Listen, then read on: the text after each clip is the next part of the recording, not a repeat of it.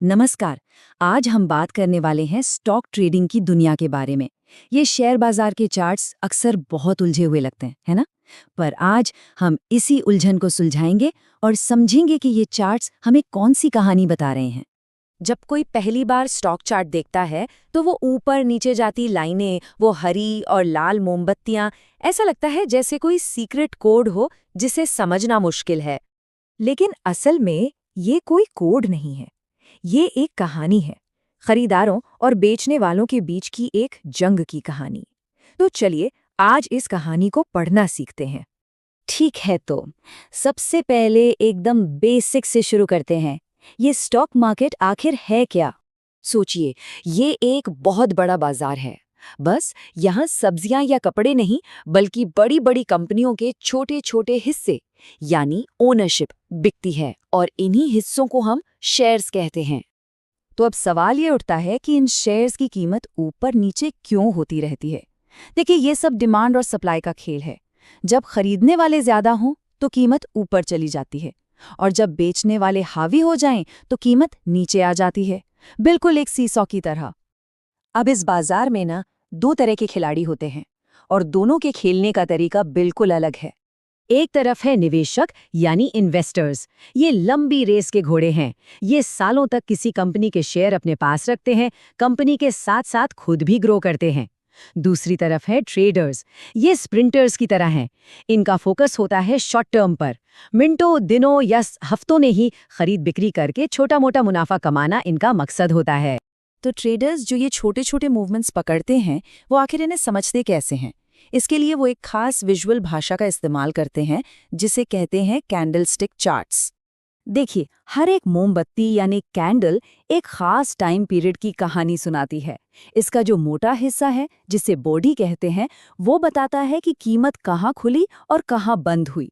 और ये जो ऊपर नीचे पतली पतली डंडियां हैं, जिन्हें विक्स या शैडो कहते हैं, वो उस दौरान की सबसे ऊंची और सबसे नीची कीमत को दिखाती हैं।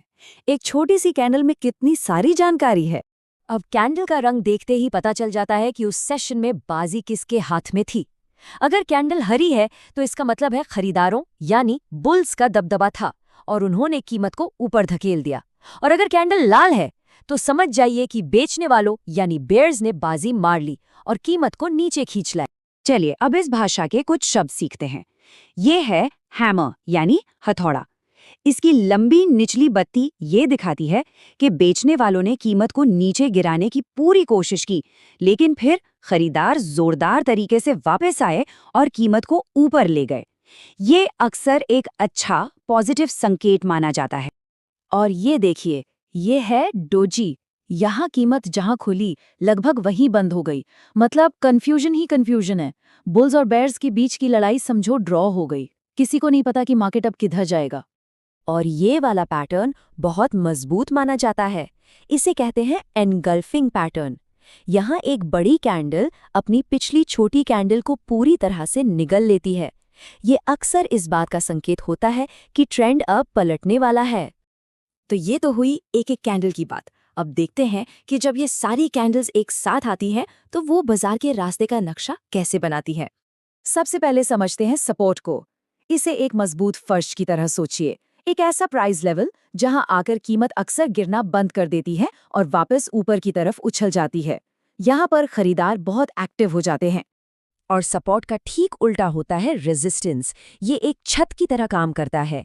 कीमत यहाँ तक पहुँचती है और फिर अक्सर बढ़ना बंद करके वापस नीचे मुड़ जाती है। इस लेवल पर बेचने वाले हावी हो जाते हैं। अब इस चार्ट को देखिए, ये कॉन्सेप्ट बिल्कुल साफ हो जाएगा। यहाँ कीमत बार बार 130 के लेवल के पास आती है, जो एक फर्श यानी सपोर्ट का काम कर रहा है, और वहां से ऊपर उछल जाती है, और फिर 150 के लेवल पर पहुंचकर, जो कि छत यानी रेजिस्टेंस है, वहां से टकराकर नीचे आ जाती है। तो इन सपोर्ट और रेजिस्टेंस की कुल दिशा ही मार्केट का ट्रेंड तय करती है। अगर ये फर्श और छत लगातार ऊपर की तरफ खिसक रहे हैं तो वो एक अप ट्रेंड है। अगर वो नीचे की तरफ जा रहे हैं तो वो डाउन ट्रेंड है। और अगर कीमत बस एक ही दायरे में इन दोनों के बीच घूम रही है तो उसे साइडवेज मार्केट कहते हैं। अब इस रास्ते पर सही से चलने के लिए यानी ट्रेंड को बेहतर ढंग से समझने के लिए ट्रेडर्स कुछ खास टूल्स का इस्तेमाल करते हैं। इन्हें कहते हैं इंडिकेटर्स। ये कुछ नहीं बल्कि गणित के फॉर्मूले हैं जो हमें कीमत की चाल के पीछे की ताकत और मोमेंटम को समझने में मदद करते हैं। कुछ बहुत पॉपुलर इंडिकेटर्स हैं RSI, MACD और वॉल्यूम। चलिए इनमें से एक को थोड़ा और समझते हैं। RSI को लीजिए, इसे आप मार्केट का फीवर थर्मोमीटर समझ सकते हैं। जब इसकी रीडिंग 70 से ऊपर चली जाती है तो इसका मतलब है कि स्टॉक ओवरबॉट हो गया है, मतलब बहुत ज्यादा खरीदारी हो चुकी है और अब कीमत गिर सकती है। और अगर रीडिंग 30 से नीचे है तो मतलब स्टॉक ओवरसोल्ड है, जरूरत से ज्यादा बिक चुका है और यहाँ से कीमत के बढ़ने की संभावना हो सकती है। तो ठीक है, हमने भाषा सीख ली, टूल्स देख लिए, लेकिन अब बात करते हैं सबसे सबसे ज़रूरी स्किल की, एक प्लान के साथ ट्रेडिंग करना और अपने पैसों को सुरक्षित रखना। देखिए, ट्रेडिंग का मतलब भविष्यवाणी करना नहीं है। इसका मतलब है अपने रिस्क को मैनेज करना।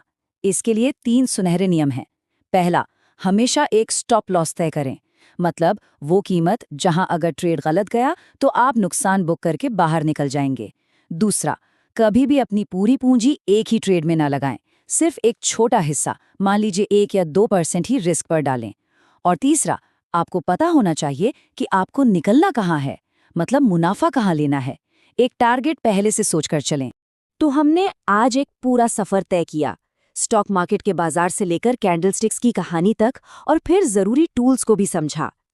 ये चार्ट सिर्फ ऊपर नीचे जाती लाइनें नहीं है, ये बाजार की मूड, उसके डर और लालच की कहानी कहते हैं। अब सवाल ये है कि इस कहानी को पढ़ने के लिए क्या हम तैयार हैं?